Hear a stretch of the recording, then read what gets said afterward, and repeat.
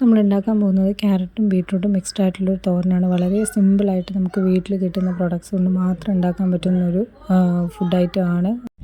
Ingredients: carrot, beetroot, സവാള, വേപ്പില, കടുക്, പച്ചമുളക്, പിന്നെ വെളിച്ചെണ്ണ, അല്പം തേങ്ങ ചിരകിയത് ഒരു പിടി മതിയാവും. അതിലേക്ക് ഒരു നുള്ള് മഞ്ഞൾപ്പൊടി ആഡ് ചെയ്ത് അതൊന്ന് കൈകൊണ്ട് തന്നെ ഞെരടി മിക്സ് ചെയ്ത് വെക്കുക.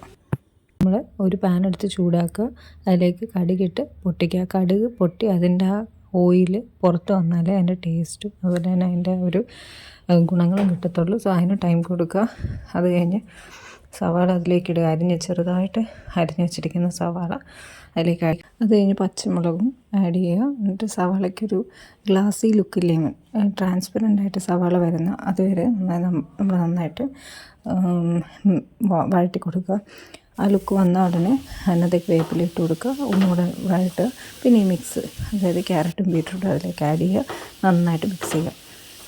മിക്സ് ചെയ്തതിന് ശേഷം ഒരു 3 മിനിറ്റ് ഓപ്പണായിട്ട് തന്നെ മിക്സ് ചെയ്ത് നന്നായത് വഴറ്റണം. നമ്മൾ റെഡിയാക്കി വെച്ച ആ തേങ്ങ മഞ്ഞൾപ്പൊടി മിക്സ് അതിലേക്ക് ആഡ് ചെയ്യുക. എന്നിട്ട് ഒരു നന്നായി മിക്സ് ചെയ്തതിന് ശേഷം 5 മിനിറ്റോളം അത് മൂടി വെച്ചിട്ട് വഴറ്റി വേവിക്കുക.